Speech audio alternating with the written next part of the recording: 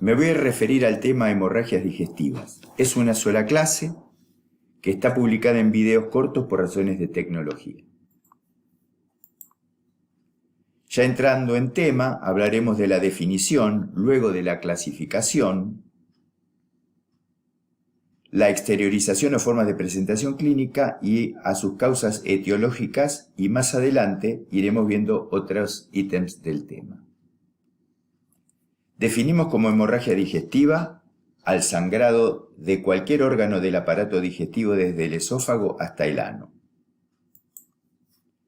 La clasificación anatómica las divide en altas y bajas, según el sitio de sangrado esté ubicado por encima o proximal al ángulo de unión duodeno-yeyunal o ángulo de Treitz, las altas, y por debajo o distal a este punto, las bajas.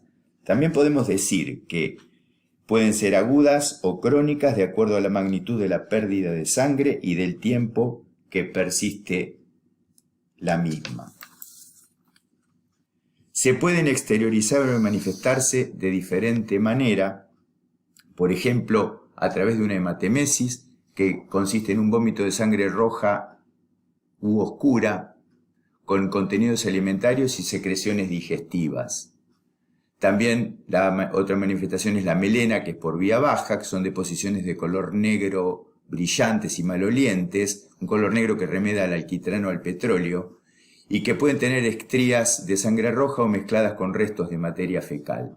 La enterorragia, en cambio, son deposiciones de color rojo vinosas o con coágulos de gran cantidad y mezcladas también con materia fecal, mientras que la proctorragia o hematoquesia son deposiciones con sangre rojo rutilante que también pueden ser solo o acompañado de restos de materia fecal. Por último, está la sangre oculta en materia fecal, es decir, que es manifiestamente, no es visible, o sea, no es manifiestamente visible la sangre, pero se puede detectar por métodos químicos realizando previamente una dieta adecuada.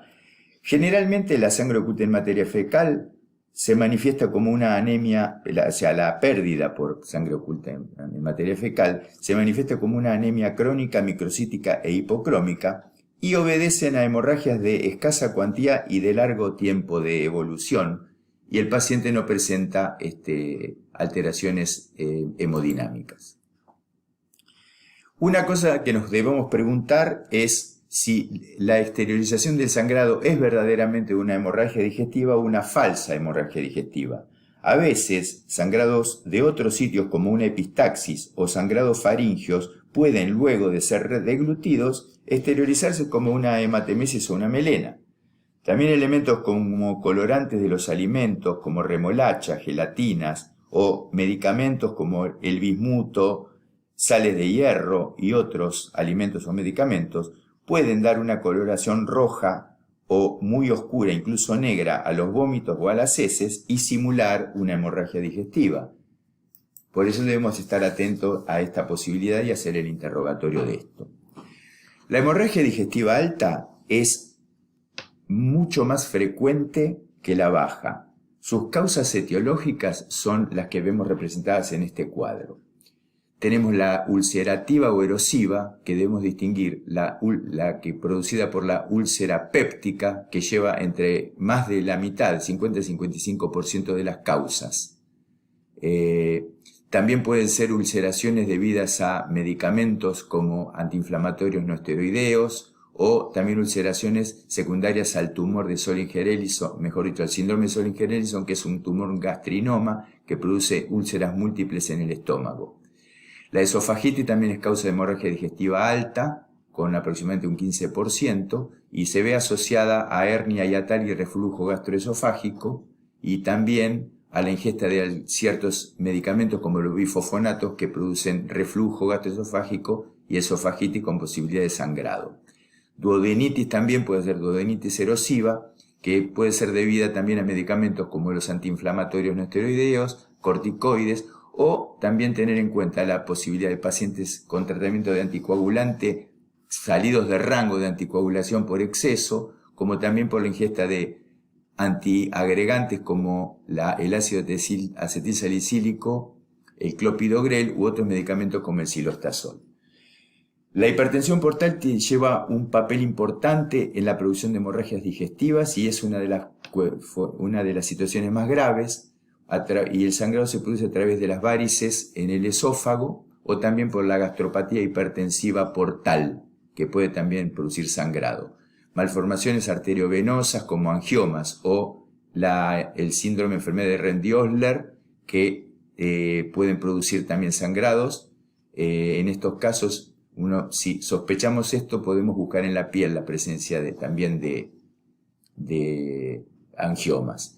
Los tumores, los cánceres de esófago y estómago también son importantes pensar en ellos ante la presencia de una hemorragia digestiva. Y por último, de origen traumático, cuyo representante más frecuente o más conspicuo es el síndrome de Mallory-Weiss, que es un desgarro longitudinal de la mucosa por un esfuerzo en el vómito. Las hemorragias digestivas bajas son menos frecuentes y sus causas principales son, las vemos representadas acá, la diverticulosis colónica, que lleva más de la mitad, algunas series un 15%, pero en general son más de la mitad de los casos con un 55%. Las neoplasias es aproximadamente un quinto de las hemorragias digestivas bajas y son producidas por cáncer colorectal, pero también por pólipos. La angiodisplasia del colon también es frecuente de encontrar. Después tenemos el infarto intestinal isquémico y la colitis isquémica, que juntas se caracterizan por tener un dolor previo y luego del dolor abdominal se produce la pérdida de sangre, que generalmente es sangre roja, aunque puede ser también melénica, y generalmente ocurre en personas de edad avanzada. La enfermedad inflamatoria intestinal también es causal en un quinto de los casos y puede ser debida a colitis ulcerosa o enfermedad de Crohn. Enterocolitis infecciosa, que produce también por efacelo de la mucosa sangrados. Y por último, dentro de las hemorragias bajas, está la patología anorrectal, a través de las hemorroides, que son la causa más frecuente, aunque también hay que buscar el cáncer de ano rectal que produzcan este tipo de hemorragias. Frente a un paciente con hemorragia digestiva debemos hacer el siguiente algoritmo. Primero, evaluación del estado hemodinámico, compensar el estado hemodinámico si lo requiere, colocar una sonda nasogástrica. Algunos opinan que no es necesario, pero puede ser útil primero para constatar la sangre, después para ver si se detuvo la hemorragia, aunque tiene muchos falsos negativos, porque a veces deja de salir sangre por la sonda, pero la hemorragia continúa produciéndose. Y también sirve para hacer el lavado y poder ver a través de la endoscopía con el tubo digestivo alto limpio. El laboratorio es importante, debemos buscar en el hematocrito. El hematocrito en principio puede ser normal, pero luego de reposición y expansión del volumen de la volemia, al diluirse la sangre, el hematocrito puede ser un parámetro. También la hemoglobina es importante, así como también otros elementos del laboratorio para ver función renal y medio interno que nos indican el estado general del paciente. Y por último, lo más específico, los estudios de diagnóstico endoscópicos para las altas, la videoendoscopía digestiva alta y la videocolonoscopía para las hemorragias bajas. También, en el caso de no encontrar la causa con estos estudios, podemos apelar a la gammagrafía o centrifugografía con cámara gamma, angiografía y otros estudios. Para valorar la repercusión hemodinámica podemos apelar a este cuadro, que es bastante práctico, donde se consideran parámetros clínicos como el pulso, la presión arterial, la presión venosa central si tiene vía central y si no a través de la ingurgitación yugular, y la diuresis del paciente. De la combinación de estos elementos nos puede dar un estimativo del porcentaje de pérdida de volemia, 10, 20% o más de 20%. Y en el caso del paciente estar chocado, sabemos que es una hemorragia masiva con más de 2 litros de pérdida y en forma rápida. Esto nos permite estratificar al paciente si tiene una hemorragia leve, moderada, severa o shock. El enfoque inicial del paciente es eminentemente clínico. La anamnesis es importantísima porque podemos de ella ver el relato de cómo es la pérdida de sangre, si es por arriba como hematemesis o por abajo como melena o enterorragia, los que nos pueden dar parámetros de si es una hemorragia alta o baja. También nos sirve o es útil para indagar si el paciente es alcoholista, para poder pensar en la posibilidad de que sea una hemorragia digestiva por hipertensión portal, una hemorragia variceal. También nos puede decir si tiene pérdida de sangre, perdón, si tiene ingesta de antiinflamatorios no esteroideos, corticoides u otros medicamentos como antiagregantes, como clopidogrel, aspirina en bajas dosis y cilostazol. Todos estos elementos nos orientan. Después de la anamnesis pasamos a la evaluación del estado hemodinámico mediante la frecuencia cardíaca, la tensión arterial y buscar hipotensión ortostática.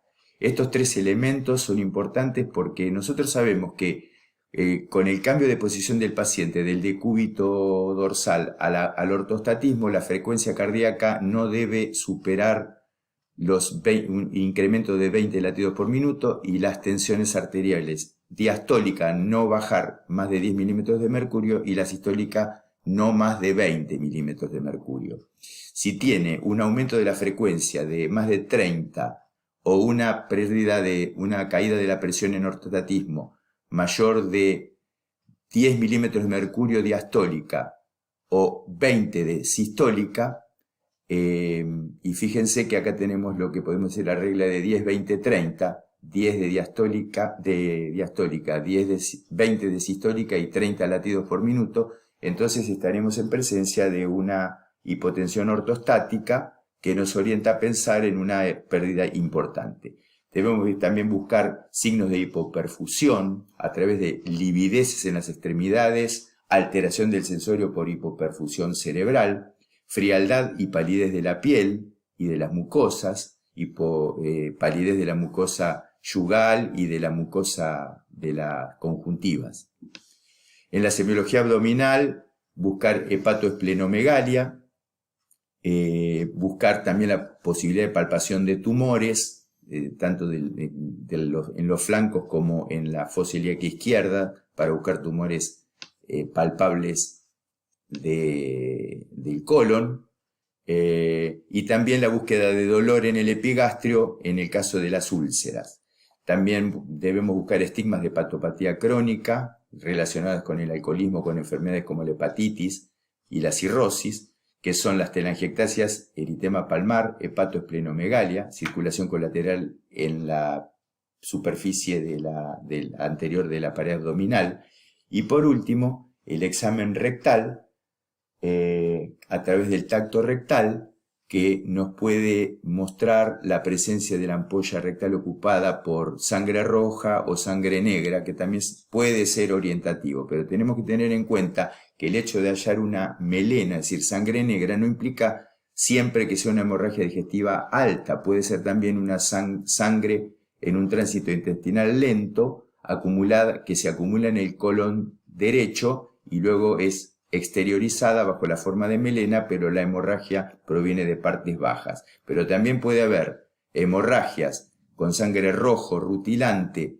que provienen del tracto superior del estómago por tener el tránsito intestinal acelerado y no tener el tiempo suficiente para transformarse en hematina, y entonces de esta forma tener una hemorragia, una enterorragia ante la presencia de una hemorragia digestiva alta.